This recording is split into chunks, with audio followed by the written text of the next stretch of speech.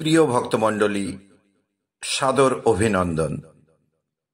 বৃহন্নারদীয় পুরাণের ৩২তম অধ্যায় থেকে আজ আমি আপনাদের শোনাব কিভাবে যজ্ঞমালী তার নিজের পুণ্যের অংশ দান করে কনিষ্ঠ ভ্রাতা সুমালীকে নরক হতে উদ্ধার করলেন। সেই উপাখ্যান। আমাদের প্রধান ধর্মগ্রন্থ বেদ যোগ্যতা ও কর্মের প্রাধান্যতা অনুসারে সমাজে ৪টি বর্ণ ও ৪টি আশ্রম ব্যবস্থা নির্ধারণ করে। কর্ম না করে কোনো জীব বাঁচতে পারে না।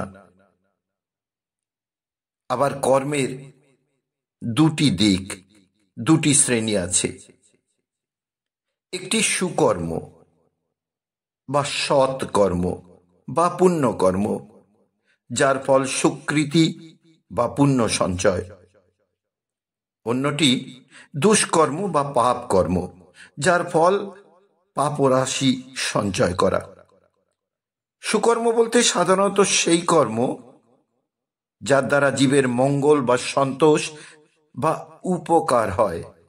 আর অন্যদিকে যে কর্মের ফলে অন্যে পীড়া বা কষ্ট পায়, যার দ্বারা অন্যের ক্ষতি সাধন হয়, অপকার হয়। তাই তো পাপ পুণ্যের পরিভাষা হলো পরহিতায় পুণ্যায় পরপীড়ায় পাপম। পুণ্যকর্ম দ্বারা সুখ, সমৃদ্ধি, স্বর্গপ্রাপ্তি, এমনকি মোক্ষ পর্যন্ত প্রাপ্ত হওয়া যায়। আর দুষ্কর্মের ফল দুঃসহ নরক যন্ত্রণা।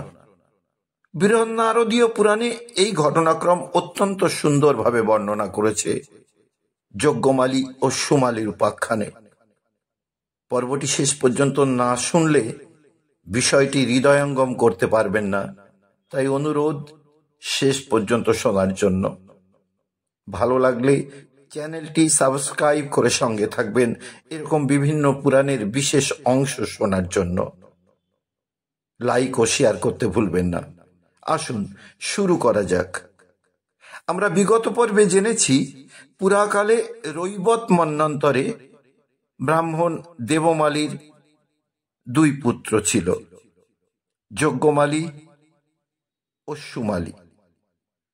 দেবমালী তার সঞ্চয়কৃত বিপুল সম্পদের অর্ধেক তার মৃত্যুকালে দান করেন। এরপর সুত গোস্বামী বললেন, হে মুনি সত্তমগণ, দেবমালীর যে যজ্ঞমালী ও সুমালী নামে 2টি পুত্রের নাম ইতিপূর্বেই বর্ণিত হইয়াছে, এক্ষণে তাহাদের চরিত কীর্তন করিতেছি। পিতার পরলোক প্রাপ্তি হইলে জ্যেষ্ঠ যজ্ঞমালী পিতৃসঞ্চিত সমস্ত ধন 2 ভাগে বিভক্ত করিয়া নিজে 1 ভাগ লইলেন, অপর ভাগ কনিষ্ঠ সুমালীকে দিলেন। হে দ্বিজেন্দ্রবর্গ, সুমালী অতি মূর্খ ও পাপাত্মা ছিল। সে সেই প্রাপ্ত ধনরাশি নানা প্রকার কুকর্মে বৃথা ব্যয় করিতে লাগিল।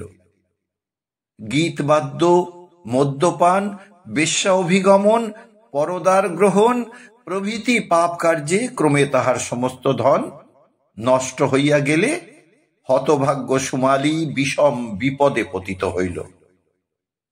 তখন চৌর্য ব্যতীত তাহার দুষ্প্রবৃত্তি সাধনের অন্য উপায় রহিল না। সে পরদ্রব্য অপহরণ করিয়া দিবারাত্রি বেশ্যালয় কালযাপন করিতে লাগিল। কনিষ্ঠের এই দুঃশীল আচরণ দেখিয়া যজ্ঞমালী যার পর নাই দুঃখিত হইলেন এবং তাহাকে নিকটে আহ্বান করিয়া বলিলেন, হে অনুজ, এই সকল কষ্টকর পাপবৃত্তি ছাড়িয়া দাও। হায়, পিতার পবিত্র বংশে তুমি একমাত্র মহাপাতকে জন্মিয়াছ। জ্যেষ্ঠের এই সদুপদেশ পাপকর্মা সুমালীর কর্ণে স্থান পেল না, বরং সে তাহাতে কুপিত হইয়া উঠিল এবং শানিত খড়গ লইয়া যজ্ঞমালীকে হত্যা করিতে কৃত নিশ্চয় হইল। হে মুনিগণ, সেই সময়ে মহা গণ্ডগোল পড়িয়া গেল। নগর মধ্যে হাহাকার রব উত্থিত হইল। নাগরিকগণ দ্রুতবেগে ছুটিয়া আসিয়া দুর্বৃত্ত সুমালীকে বন্ধন করিল। কিন্তু যজ্ঞমালীর উদার হৃদয় তাহাতে আহত হইল। তিনি ভ্রাতার দুর্দশা দেখিতে না পারিয়া পৌরজনের নিকট দয়া প্রার্থনা পূর্বক সুমালীকে বন্ধন হইতে মোচন করিয়া দিলেন। দুরাচার সুমালী যে তাহার প্রাণনাশ করিতে উদ্যত হইয়াছিল, তাহাতেও তিনি তাহাকে ক্ষমা করিলেন এবং ভ্রাতার সুখ স্বাচ্ছন্দ্যের জন্য স্বীয় ধন আবার দ্বিধা বিভক্ত করিয়া অর্ধভাগ তাহাকে অর্পণ করিলেন। এই ঋষিকুল অতি মূঢ়াত্মা সুমালী সেই সমস্ত ধন লইয়া আবার পাপ কার্যে রত হইল এবং পূর্ব সহচর পাষণ্ড ও চণ্ডালগণের সহিত নিরন্তর মদিরা পান করিতে লাগিল। ক্রমে সেই হতভাগ্য চণ্ডালত্ব প্রাপ্ত হইল এবং মদমত্ত হইয়া গোমাংসাদি অখাদ্য ভক্ষণ করিতে আরম্ভ করিল। ইহাতে তাহার বন্ধু বান্ধব তাহাকে পরিত্যাগ করিল। রাজা তাহাকে রাজ্য হইতে দূর করিয়া দিলেন। সে আর কোথাও আশ্রয় না পাইয়া চণ্ডাল রমণীর সহিত বনমধ্যে আশ্রয় গ্রহণ করিল। হে বিপ্রকুল, এদিকে যজ্ঞমালী সর্বদা ধর্ম অনুষ্ঠান সহকারে পিতৃপ্রতিষ্ঠিত তরাগ মন্দিরাদি যথাবিধানে রক্ষা করিতে লাগিলেন। তিনি ধার্মিক মহাত্মাদিগকে সমস্ত ধন দান করিতে কৃত সংকল্প হইলেন। আহা, সদ অনুষ্ঠানে ব্যয় করিবার নিমিত্তই সাধুগণ ধন উপার্জন করিয়া থাকেন। কল্পপাদপের ফল অমরগণেরই ভোগ্য। ধর্মাত্মা যজ্ঞমালী স্বীয় মহৎ সংকল্প পালন করিলেন।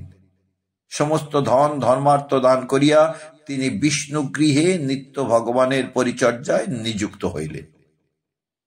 এই রূপে অনুলেপন, মার্জন, স্তব পঠন ও পূজনাদি পুণ্য অনুষ্ঠান দ্বারা বিষ্ণুর প্রীতি উৎপাদন করিতে করিতে তিনি ক্রমে বার্ধক্যে উপনীত হইলেন এবং কিয়ৎকাল পরে মানবলীলা সংবরণ করিলেন। তাহার ভ্রাতা সুমালীও ঠিক এক সময়েই পঞ্চত্ব প্রাপ্ত হইল। হে মুনীন্দ্রবর্গ, যজ্ঞমালী পুণ্যবান, সাধুচরিত ও বিষ্ণুপ্রিয়। সেই জন্য তিনি নারায়ণের প্রসাদ লাভ করিতে সক্ষম হইয়াছিলেন। তাহার মৃত্যু হইবা মাত্র দেবদেব জনার্দন দিব্য বিমান প্রেরণ করিলেন। সুরগণ তাহার পূজা করিতে লাগিল, মুনিগণ স্তব পাঠ করিতে লাগিল, গন্ধর্বগণ তাহার মাহাত্ম্য কীর্তন করিয়া বিস্তর স্তুতিবাদ প্রদান করিতে আরম্ভ করিল। তিনি চিত্রাভরণে ভূষিত হইয়া কামধেনু দ্বারা কৃষ্ণমান সেই সুর নর গন্ধর্বাদি সেবিত দিব্য বিমানে আরোহণ পূর্বক শূন্য পথে গমন করিতেছেন। এমন সময় করুণ রোদন ধ্বনি তাহার কর্ণগোচর হইল। তিনি সেই শব্দ নির্দিষ্ট দিকে দৃষ্টি নিক্ষেপ করিয়া দেখিলেন যে ভীমদর্শন নিষ্ঠুর যমদূতগণ একটা মানুষকে ঘোরতর পীড়ন করিতে করিতে তাড়াইয়া লইয়া যাইতেছে। সেই হতভাগ্য বিবস্ত্র প্রেত রূপধারী, তাহার সর্বাঙ্গ পাপ বেষ্টিত। সে দারুণ ক্ষুদ পিপাসায় কাতর হইয়া ইতস্তত পলায়ন করিবার চেষ্টা করিতেছে, কিন্তু পারিতেছে না। যম ভটগণ তাহাকে পশুর ন্যায় আঘাত করিতেছে। মর্মভেদী আঘাতে হতভাগ্য প্রেত নিরতিশয় নিপীড়িত হইয়া উৎকট স্বরে রোদন ও অনুশোচন করিতে করিতে ইতস্তত ধাবিত হইতেছিল। তাহার সেই শোচনীয় দুরাবস্থা দর্শনে সদাশয় যজ্ঞমালীর কোমল হৃদয় করুণ রসে অভিষিক্ত হইল। তিনি সমাগত বিষ্ণুদূতদিগকে কৃতাঞ্জলি পুটে সবিনয়ে জিজ্ঞাসা করিলেন, ওই যে যমদূতগণ একটা লোককে দারুণ যন্ত্রণা দিয়া লইয়া যাইতেছে, ও কে? দেবদূতগণ উত্তর করিল, ও তোমার ভ্রাতা সেই পাপাত্মা সুমালী। ভ্রাতার দুর্দশা দেখিয়া যজ্ঞমালী অতিশয় দুঃখিত হইলেন এবং কাতর স্বরে সেই বিষ্ণুচর দিগকে পুনর্বার জিজ্ঞাসা করিলেন, এ দেবদূতগণ, সোপার্জিত পাপ পুঞ্জ হইতে সুমালী কি মুক্তি পাইবে না? যদি পায়, তাহা হইলে কি উপায়ে পাইবে, তাহা আপনারা আমাকে বলুন।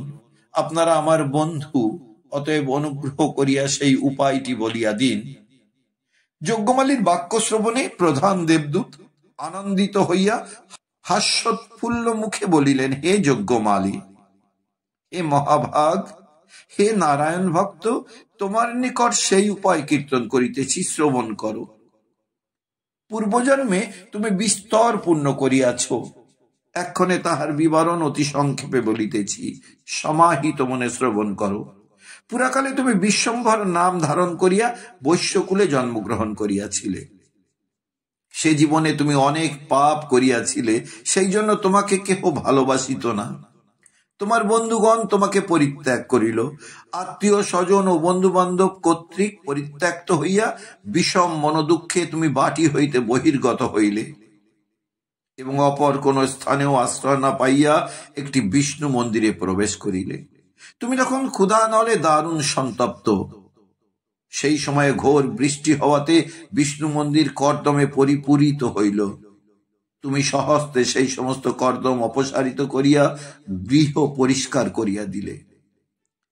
ইহাতে উপলেপনের ফল হইল। সে দিবস আহারাদির সংযোজন না হওয়াতে উপবাস করিয়া রহিলে।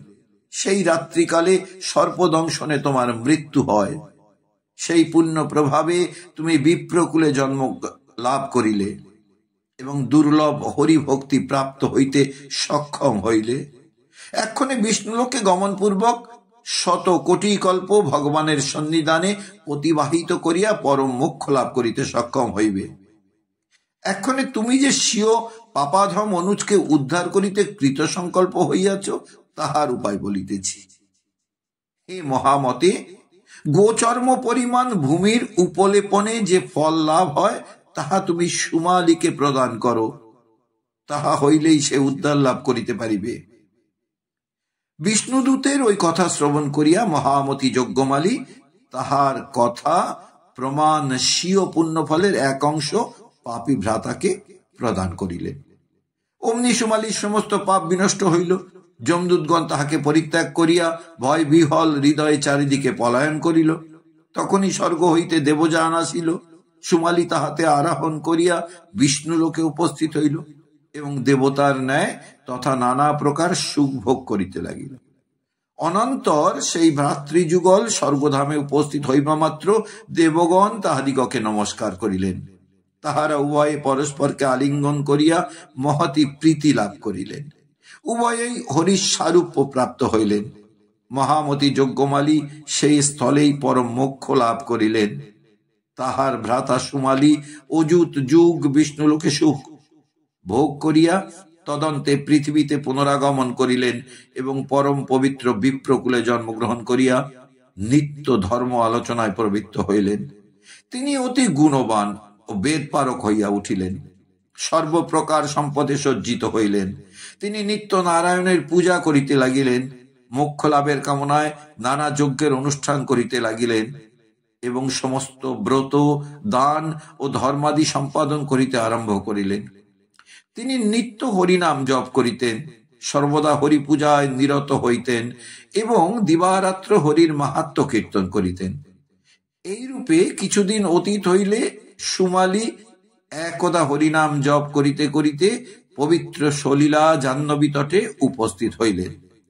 অনন্তর গঙ্গা জলে স্নানপূর্বক জগন্নাথ বিশ্বেশ্বরকে দর্শন করিয়া তিনি যোগীগণেরও সুদূর্লভ পরম স্থান প্রাপ্ত হইলেন। হে মুনীশ্বরগণ, উপলিপন হইতে যে মহাফল লাভ করিতে পারা যায়, তাহার বিবরণ আপনাদিগের নিকট কথিত হইল। অতএব আপনারা সর্বযত্নের সহিত জনার্দনকে পূজা করুন। হরি পূজা পরায়ণ ব্যক্তি ইহ জগতে যথার্থই সাধু ও সচ্চরিত্র। তাহাদিগকেও পূজা করিলে পরম ফল লাভ করিতে পারা যায়। এমনকি হরি পূজারত মহাত্মাদিগের সঙ্গীর সহিত অবস্থিতি করিলেও মহাপাপ রাশি মুক্ত হইয়া যায়।